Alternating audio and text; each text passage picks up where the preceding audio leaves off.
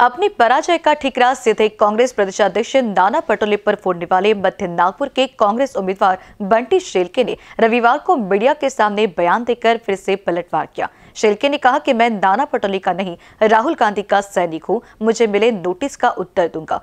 Notice की खबर अखबारों में प्रकाशित होने की वजह से मुझे मीडिया के समक्ष आना पड़ रहा है। मुझे भी कई सवालों की अपेक्षा है। पटोले ने विदर्भ सहित महाराष्ट्र में कांग्रेस कार्यकर्ताओं को खत्म किया है। ज्ञात हो कि शेल्के ने पटोले को संघ का एजेंट बताकर राज्य भर में खलबली मचा दी थी। इसी वजह से निलंबन के पहले से उन्हें कारण बताओ नोटिस प्रदेश कांग्रेस की तरफ से जारी किया गया है। शेल्के ने आरोप लगाया था कि विधानसभा चुनाव में पटोले ने संघ के एजेंट के रूप में काम किया है, किसी प्रकार की मदद नहीं की। नहीं, नोटिस जिस प्रकार से उन्होंने जो दिया है तो नोटिस का जवाब मैं इतना ही देना चाहता हूँ कि 4000 वोटों से अगर समझ लो बंटी बाबा शेल्के अगर चुनाव कांग्रेस पार्टी है, शेल्के परिवार की टिकट नहीं थी, ये कांग्रेस पार्टी की टिकट थी। 4000 वोटों से मैं चुनाव हारने के बाद में भी अगर समझ लो पैनल में वो नाम नहीं देते, पैनल में नाम 3 लोगों के पैनल में अगर नाम नहीं देते तो इसका सीधा साधा मतलब है कि आरएसएस के सरसंघचालक मोहन जी भागवत इनके साथ में उन्होंने हाथ मिलाया हुआ है पहले से। और जिस प्रकार से विधानसभा सभा के जब वो स्पीकर थे, स्पीकर पद से जो वो हटने के बाद में सम्माननीय नाना पटोले जी, क्योंकि अपना नाना भाऊ की होशियारी और काम कर गई कोशियारी, जिस प्रकार से जो है कोशियारी जी के माध्यम से और नाना पटोले जी के माध्यम से जो है सरकार गिराने का काम यहाँ पर किया गया था। सर्वा जिम्मेदार जो है वो नाना पटोले जी और नाना पटोले जी के अलावा कोई जिम्मेदार नहीं है। और मेरा सीधा आरोप है कि मध्य नागपुर का संगठन जो है नाना पटोले जी और नाना पटोले जी के सीपेसालार जो है, ये सीपेसालारों ने मध्य नागपुर का संगठन ये कमज़ोर किया हुआ है। और कमज़ोर करने के बाद में भी हमको अकेले को चुनाव लड़ना पड़ रहा है वहाँ पर। यानी हमें जो है मेरे नेता सम्माननीय राहुल जी गांधी इनके माध्यम से, यानी हमको अगर काटेगी भी तो खून में से कांग्रेस कांग्रेस कांग्रेस निकलेगा, आमच्या रक्तात कांग्रेस है। तो राहुल जी गांधी इन्होंने मुझे जो है चिन्ह दिया, लेकिन संगठन नहीं देने का काम नाना पटोले जी और नाना पटोले जी के नागपुर के जो सीपेसालार है ये लोगों ने किया हुआ था। और रही बात 150 लोगों का हमला देवरी बॉर्डर के ऊपर में नाना पटोले जी के माध्यम से उनके खुद के गोंदिया के गृह जिले में, जब मैं आरटीओ के खिलाफ में अवैध वसूली के खिलाफ में वहाँ पर धरने पर जब बैठा था, अनुमति मुझे अपनी सरकार रहने के बाद में अपने महाराष्ट्र में आंदोलन करने की, धरने देने की अनुमति वहाँ पर नहीं दी गई।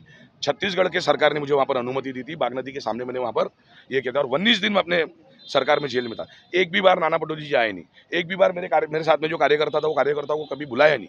अरे चाय छोड़ो, कंधे पे हाथ भी नहीं रखा कि नहीं बेटा आप अच्छा काम कर रहे हो। ये बगल में विधानसभा है, ये विधानसभा में आप सभी को मालूम है 7 दिसंबर 2023 से लेकर तो 19 दिसंबर 2023 तक हमने 12 दिनों में हिंदुस्तान के इतिहास में पहली बार 12 दिनों में 7 विधानसभा घेराव किए।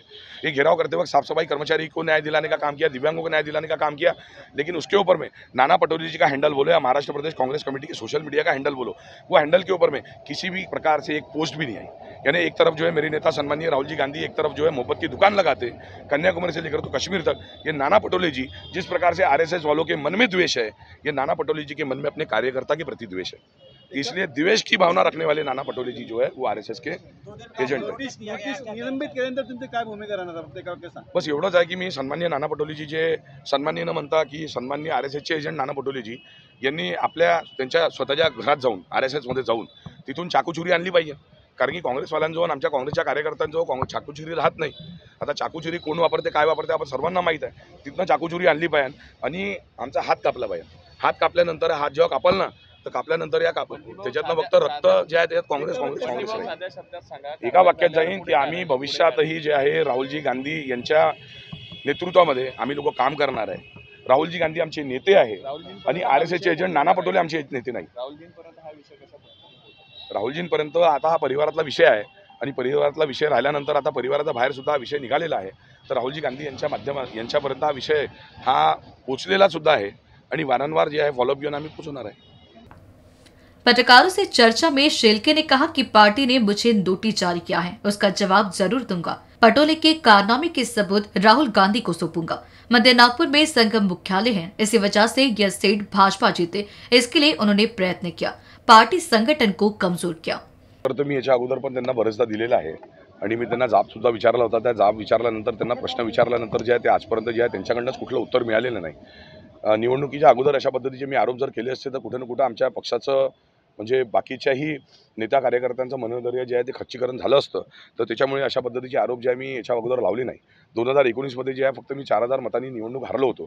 4,000 मतांनी निवडणूक हारल्यानंतर पण सन्माननीय नाना पटोलेजी, सॉरी RSSचे एजंट नाना पटोलेजी जे आहे त्यांच्या माध्यमातून जे आहे स्क्रीनिंग कमिटीमध्ये जे आहे 3चं पॅनल जे बनते, त्या 3च्या पॅनलमध्ये सुद्धा 4,000 मतांनी हारलेल्या बंटी बाबा शेळकेचं नाव सुद्धा त्यांनी त्याच्यामध्ये ॲड केलं नव्हतं. मी बंटी बाबा शेळकेंनी RTOच्या विरोधात जेव्हा आंदोलन केलं होतं, आपल्या स्वतःच्या सरकारमध्ये मी 19 दिवस जेलमध्ये होतो आणि सन्माननीय नाना पटोलेजी जे आहे तेव्हा ते स्पीकर होते. स्पीकर राहिल्यानंतर जे आहे त्यांच्या स्वतःच्या गृह जिल्ह्यामध्ये जे आहे, स्वतःच्या गृह जिल्ह्यामध्ये देवरी बॉर्डरवरती 150 लोकांचा हमला, गोंदिया जिल्ह्यामध्ये देवरी बॉर्डर येते, तिथे 150 लोकांचा हमला माझ्यावरती झाला होता. माझ्या सरकारमध्ये नाना पटोलेजीच्या सन्माननीय नाना पटोलेजी सन्माननीय न म्हणता सन्माननीय RSSचे एजंट नाना पटोलेजी यांच्या माध्यमातून तहसीलदाराला आणि तिथल्या पोलीस निरीक्षकाला सांगण्यात आलं होतं की बा बंटी बाबा शेळकेला ज्या RTOच्या विरोधामध्ये तो आंदोलन जे करून आला त्याच्यासाठी तुम्ही तिथे धरण्यासाठी त्याला परवानगी नका देऊ. तिथनं 200 मीटर दूरवर गेलो मी, तर देवरी बॉर्डरच्या नंतर जे आहे बाग नदी पोलीस स्टेशन आहे छत्तीसगडमध्ये येते, सन्माननीय भूपेश बघेलजीच्या माध्यमातून ज्या मला तिथे अनुमती देण्यात आली तिथे मी हे केलं होतं. तर याच्यावरून सिद्ध होते 12 दिवसामध्ये 7 विधानसभा घेराव, ज्या बाजूला विधानसभा आहे 7 विधानसभा घेराव बंटी बाबा शेळके करून आला. साफसफाई कर्मचाऱ्यांचे हजारो साफसफाई कर्मचाऱ्यांचं त्याच्यात भलं होऊन राहिलं, दिव्यांग बांधवांचं भलं होऊन राहिलं. त्याच्यानंतरही नाना पटोलेजी आणि त्यांच्या सोशल मीडिया टीमनी म्हणजे महाराष्ट्र प्रदेश काँग्रेस कमिटीच्या सोशल मीडियाच्या हँडलच्या माध्यमातून सोडाच, पण युवक काँग्रेसच्या कुठल्याही कार्यकर्त्याच्या पाठीवरती त्यांनी हात फिरला नाही की नाही कार्यकर्त्यांनो तुम्ही लोक चांगलं काम करून आले. कुठं ना कुठं आमचे नेते राहुलजी गांधी मोहब्बतची दुकान लावून राहिले आणि माझे नेते आहे, माझ्या रक्तामध्ये काँग्रेस आहे. काल, आज आणि येणाऱ्या भविष्यात मध्ये सुद्धा राहुलजी गांधी हे माझे नेते राहणार आहे है ना. पण नाना पटोलेजी जे आहे, नाना पटोलेजी ज्या पद्धतीने RSS वाल्यांच्या आणि भारतीय जनता पक्षाच्या मनामध्ये लोकांमध्ये द्वेष राहते, त्याच पद्धतीने द्वेष जी आहे ती द्वेषाची भावना ही नाना पटोलेजी च्या मनामध्ये आहे आपल्या कार्यकर्त्यांच्या, म्हणून ते RSSचे एजंट नाही. नेमकं म्हणजे हेच आहे की ज्या पद्धतीने जे आहे बरेचशा म्हणजे 40 से ज़्यादा केटली गरम रहती है. सन्माननीय नाना पटोलेजी, सॉरी सन्माननीय न म्हणता सन्माननीय RSSचे एजंट नाना पटोलेजी जे आहे त्यांच्या माध्यमातून जे आहे मला शोकॉज नोटीस जो देण्यात आला, तर काही लोकांनी 40 से ज़्यादा केटली गरमचे जे नेते राहतात त्या नेत्यांचं असं म्हणणं आहे की भैया तुम्ही मीडियाच्या समोर येऊन मुखर नव्हतं व्हायला पाहिजे.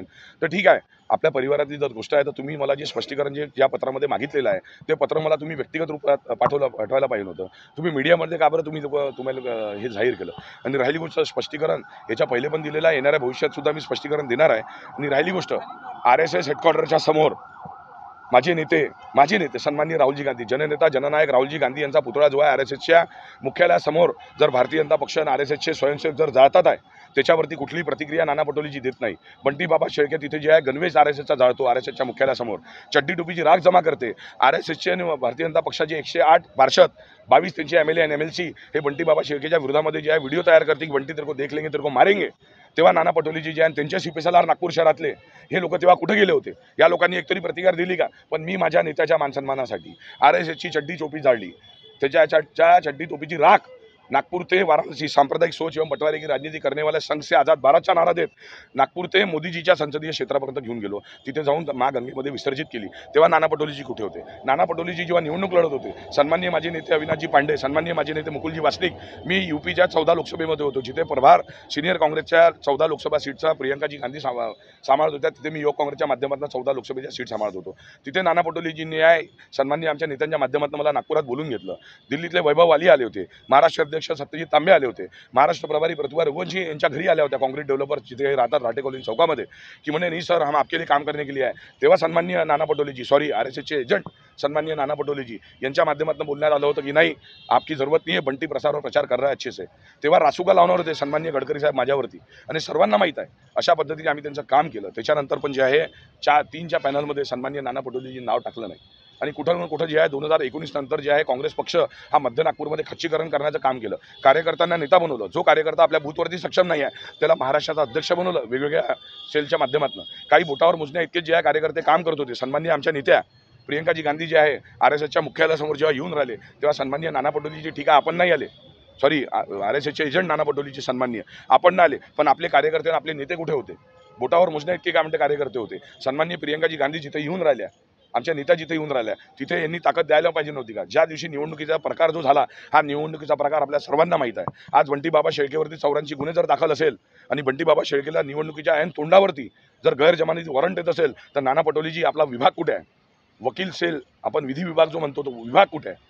हा विभाग होता का? एकतर्फा जे आहे एकट्याच्या भरोशावरती आणि सन्माननीय माझ्या लहान भावांच्या भरोशावरती जे आम्ही निवडणूक लढवली मध्य नागपुरातनं आणि निसट्टा आमचा हा पराभव झाला. मागच्या वर्षी आम्ही फक्त 4,000 मतांनी निवडणूक हारलो होतो, कारण की नाना पटोले आणि सन्माननीय न म्हणता सन्माननीय RSSचे एजंट नाना पटोले आणि त्यांचे CP नागपूर शहरातले या लोकांच्या माध्यमातून जे आहे मध्य नागपूरचं संघटन या लोकांनी कमजोर केलं आणि या लोकांनी हात मिळवून केली होती RSSच्या नेत्यांसोबत. या लोकांनी हात मिळवून केली होती भारतीय जनता पक्षासोबत. अरे इंडिया सन हॉटेलमध्ये जे आहे भारतीय जनता पक्षाचे जे प्रत्याशी आहे सन्माननीय प्रवीणजी दटके, इरफान काजीला तिथे बोलवतात, इरफान काजीसमोर 20 लाख रुपये ठेवतात आणि इरफान काजीला जे आहे स्वतःच्या मोबाईलवरनं किंवा कोणी दुसऱ्याच्या व्यक्तीच्या मोबाईलवरनं सन्माननीय नाना पटोलेजीला फोन लावतात आणि नाना पटोलेजी जे CP आहे नागपूर शहरातले त्यांना फोन लावतात की इरफान तुम्हारी तिकीट फायनल है, ये 20 लाख रुपये आप पकडो.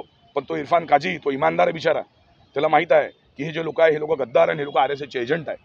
तर इरफानसारखे बरेचसे लोक आहे, ते बरेचसे लोक येणाऱ्या 2 ते 3 दिवसामध्ये जे आपल्या समोर मी आणणार आहे ते कोणते लोक आणि कशा पद्धतीने यांना ऑफर करण्यात आली होती आणि याच लोकांच्या माध्यमातून जे आहे काँग्रेस पक्षाचं संघटन जे आहे या लोकांनी भारतीय जनता पक्षाला आणि RSSवाल्यांना या लोकांनी विकलं होतं. आणि पुन्हा एक गोष्ट मी आपल्याला सांगू इच्छितो, मी आपल्या सरकारमध्ये 19 दिवस जेलमध्ये होतो. माझी सरकार होती. डरोमतचा नारा माझ्या सन्माननीय नेते राहुलजी गांधी यांनी दिलेला आहे आणि त्यांनी म्हटलं की नहीं हमारी सरकार भी अगर गलत करती है तो हमारे सरकार के ऊपर में आरोप प्रत्यारोप करने का काम जो है बंटी बाबा शेलके यानी राहुल गांधी जी के सिपाही ये आपको करना पड़ेगा. आम्ही केलं. आम्ही 19 दिवस जेलमध्ये होतो.